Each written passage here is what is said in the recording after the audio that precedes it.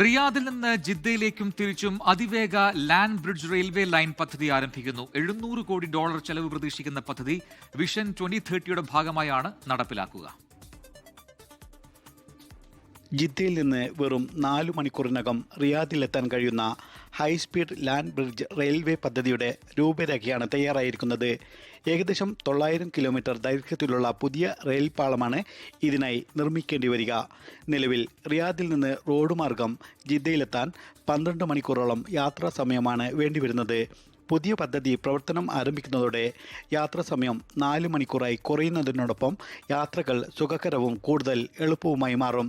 ഇതിനു പുറമെ രാജ്യത്തെ വിവിധ റെയിൽവേ ശൃംഖലകൾ വിവിധ നഗരങ്ങളുമായി ബന്ധിപ്പിക്കുവാനും യാത്രാ സൗകര്യവും ചരക്ക് നീക്ക സംവിധാനവും സുഗമമാക്കുവാനും പദ്ധതി വഴി സാധ്യമാകും.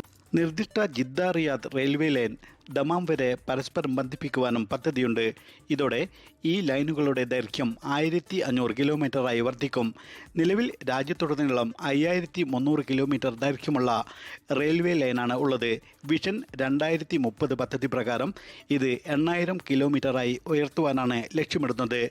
റിയാദിൽ നിന്നും ഖൊറയാത്തിലേക്കുള്ള 1290 കിലോമീറ്റർ ദൈർഘ്യത്തിൽ ഡെസേർട്ട് ഡ്രീം എന്ന ആഡംബര ട്രെയിൻ പദ്ധതിയും വിഷൻ 2030ന്റെ ഭാഗമായി വിഭാവനം ചെയ്തിട്ടുണ്ട്. കഴിഞ്ഞ ദിവസം റിയാദിൽ സമാപിച്ച 2ാമത് സൗദി രാജ്യാന്തര റെയിൽവേ എക്സിബിഷൻ സമ്മേളനത്തിലാണ് വിവിധ റെയിൽവേ പദ്ധതികളുടെ വിശദാംശങ്ങൾ പ്രഖ്യാപിച്ചത്.